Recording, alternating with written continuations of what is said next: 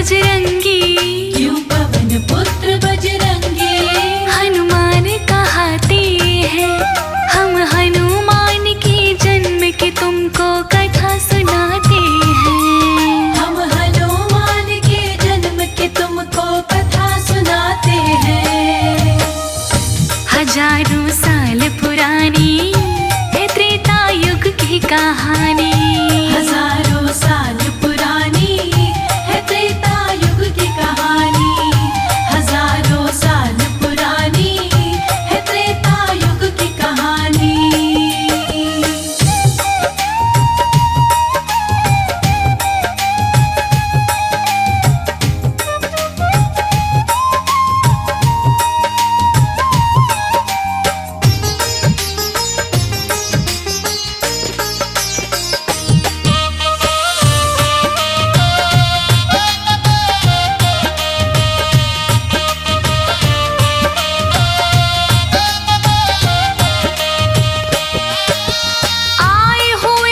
ऋषि दुर्वासा स्वर्गलोक में एक दिन इंद्र राज के संग मिलकर करते थे चिंतन मंथन। आए हुए थे ऋषि दुर्वासा स्वर्गलोक में एक दिन इंद्र राज के संग मिलकर करते थे चिंतन मंथन। तभी अप्सरा पुंजिक स्थली लगी विघ्न वहाँ करने। उसकी हरकत दुर्वासा के मन में लगी खटकने। दुर्वासा गुस्से में उसे श्राप दे जाते हैं। दुर्वासा गुस्से में उसे श्राप दे जाते हैं। हम हनुमान के जन्म की तुमको कथा सुनाते हैं। हम हनुमान के जन्म की तुमको कथा सुनाते हैं। हजारों साल पुरानी है त्रेता युग की कहानी। हजारों साल पुरानी है त्रेता युग की कहानी। हजारों साल पुरानी है त्रेता युग की कहानी।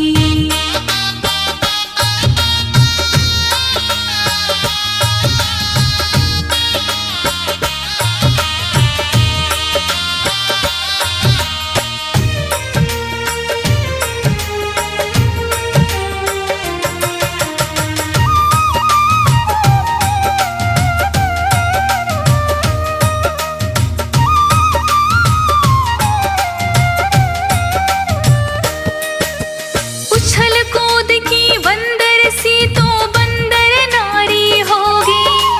पराक्रमी बंदर के संग में तेरी शादी होगी। उछल कूद की बंदर सी तो बंदर नारी होगी। पराक्रमी बंदर के संग में तेरी शादी होगी। बोली अप्सरा हाथ जोड़ के क्षमा कीजिए ऋषिवर।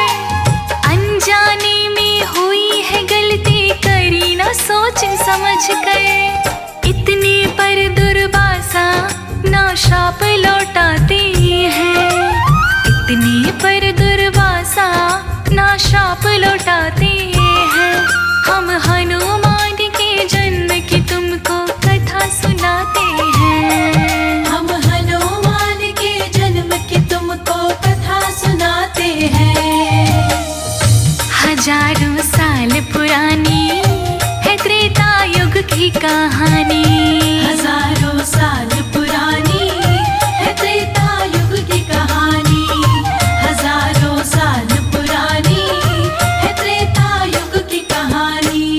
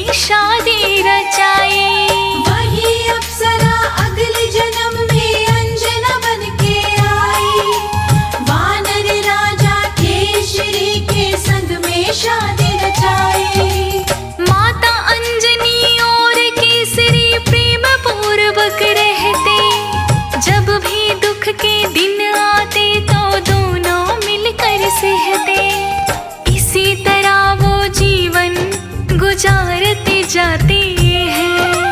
इसी तरह वो जीवन गुजारते जाते हैं।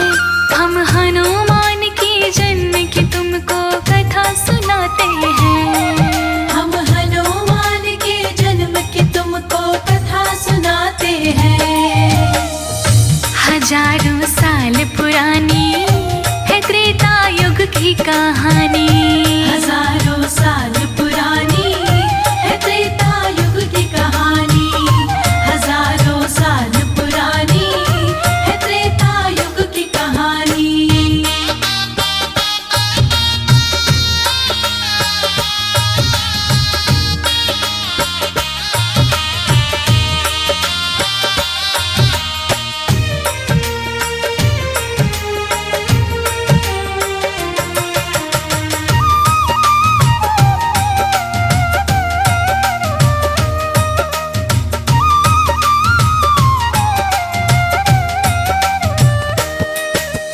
जंगली हाथी शंख बल एक दिन ज्यादा चिढ़ गया।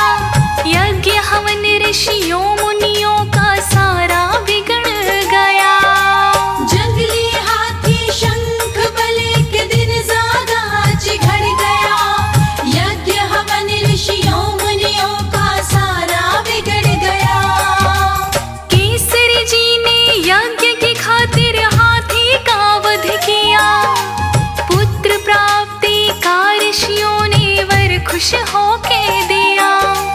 धीरे धीरे साल महीने गुजरते जाते हैं। धीरे धीरे साल महीने गुजरते जाते हैं। हम हनुमान के जन्म की तुमको कथा सुनाते हैं। हम हनुमान के जन्म की तुमको कथा सुनाते हैं। हजारों साल पुरानी है त्रेता युग की कहानी। हजारों साल पुरानी है त्रेता युग की कहानी। हजारों साल पुरानी है त्रेता युग की कहानी।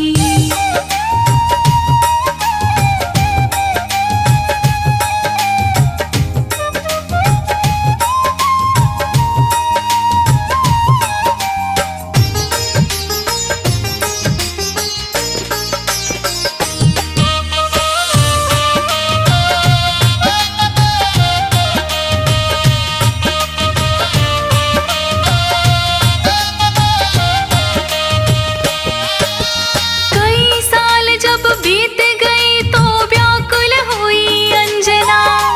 लेके आशा मतंग ऋषि के पास में गई अंजना।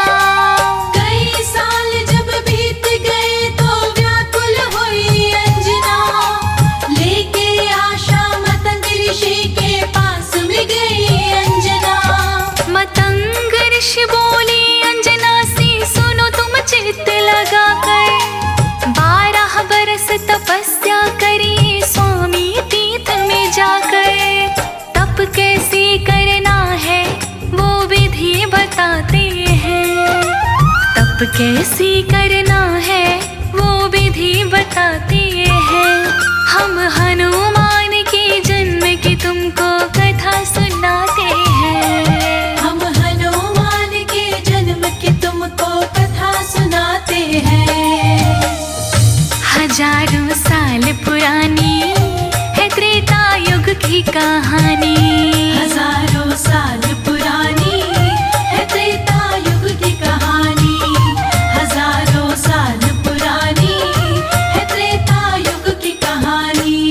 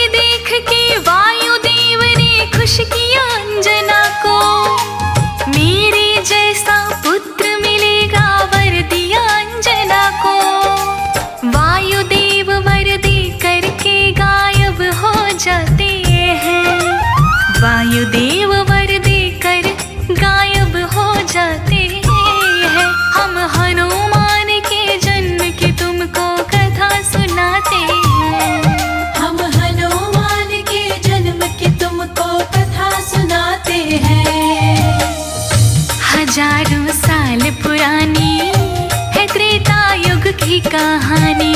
हजारों साल पुरानी है त्रेता युग की कहानी। हजारों साल पुरानी है त्रेता युग की कहानी।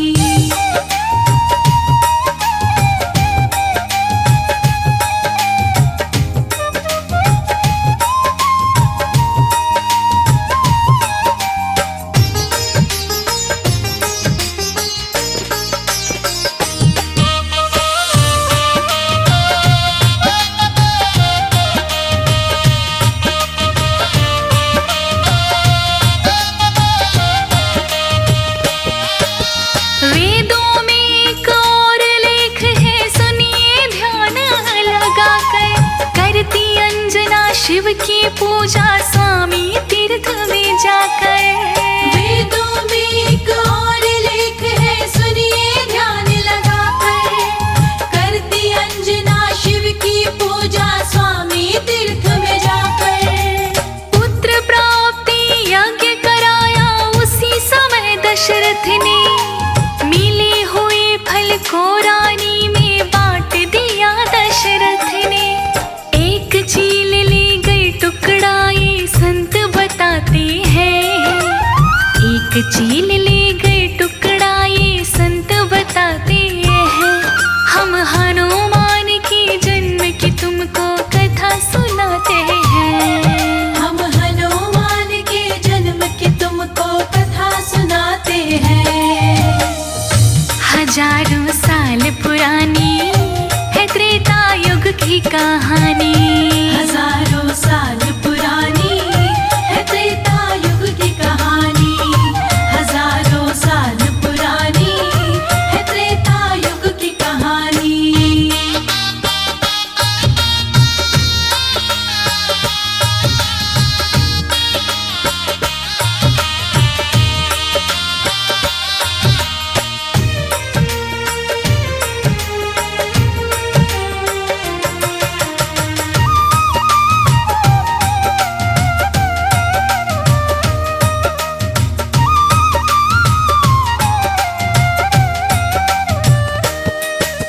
वो टुकड़ा उस चीले ने डाला अंजना पास में जाकर। वायुदेव ने रखा अंजना के हाथों में उठाकर। वो टुकड़ा उस चील ने डाला अंजना पास में जाकर। वायुदेव ने रखा अंजना के हाथों में उठाकर। ईश्वर का वरदान समझ के अंजना ने उसे खाया। खाते ही अंजना के तन में तेज नया एक आया। एक नई रोशनी से फिर नैना भर जाते हैं। एक नई रोशनी से फिर नैना भर जाते हैं। हम हनुमान के जन्म की तुमको कथा सुनाते हैं। हम हनुमान के जन्म की तुमको कथा सुनाते हैं। हजारों साल पुरानी है त्रेता युग की कहानी। हजारों साल पुरानी है त्रेता युग की कहानी। हजारों साल पुरानी है त्रेता युग की कहानी।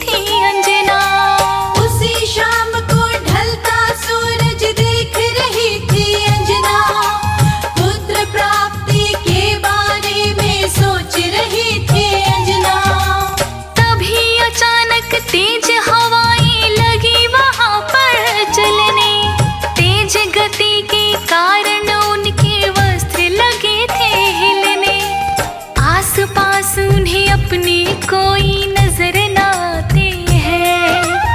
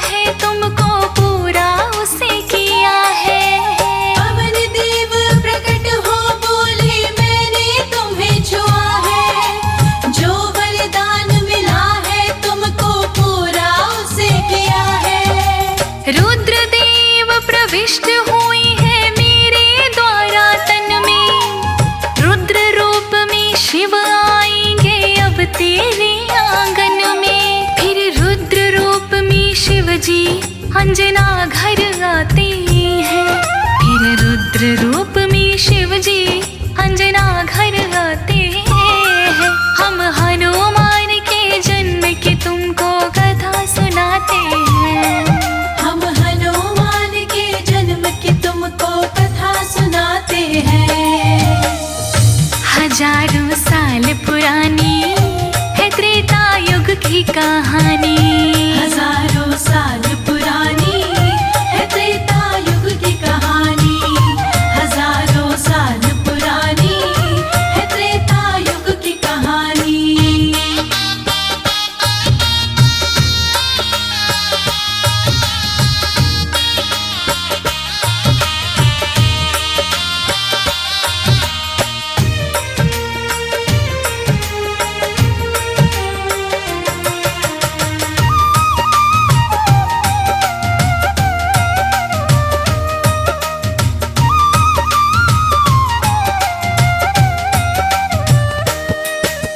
जिस तिथि जन्मे हनुमान थे चैत्र के पूर्णमासी।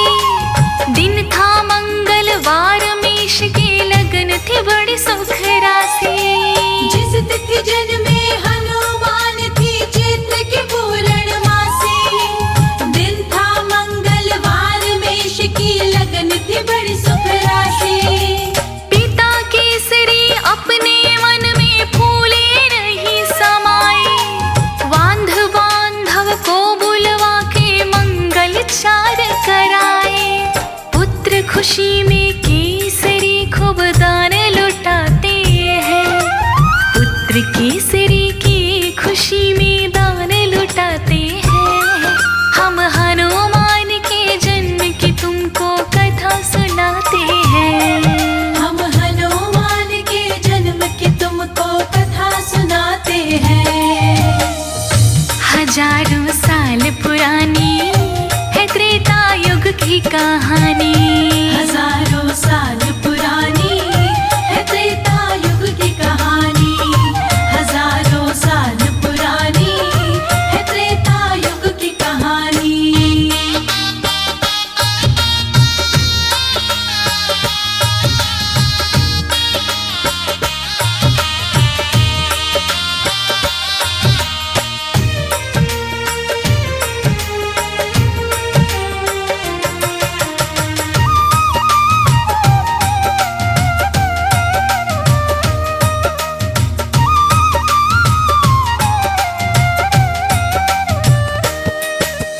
हनुमान के जन्म की लीला है सुखदाई भक्तों। जैसी मुझ में आई वैसे तुमको सुनाई भक्तों। हनुमान के जन्म की लीला है सुखदाई भक्तों। जैसी मुझ में आई वैसे तुमको सुनाई भक्तों। भूल चूक जो हुई कथा में माफ उसे कर देना। कहीं अनाड़ी हाथ जोड़ कर राम राम मेरे लेना। इस कथा के रोज श्रवण सुख दौड़े आते हैं। इस कथा के रोज श्रवण से सुख दौड़े दौड़े आते हैं। हम हनुमान के जन्म की तुमको कथा सुनाते हैं। हम हनुमान के जन्म की तुमको कथा सुनाते हैं। हजारों साल पुरानी है त्रेता युग की कहानी।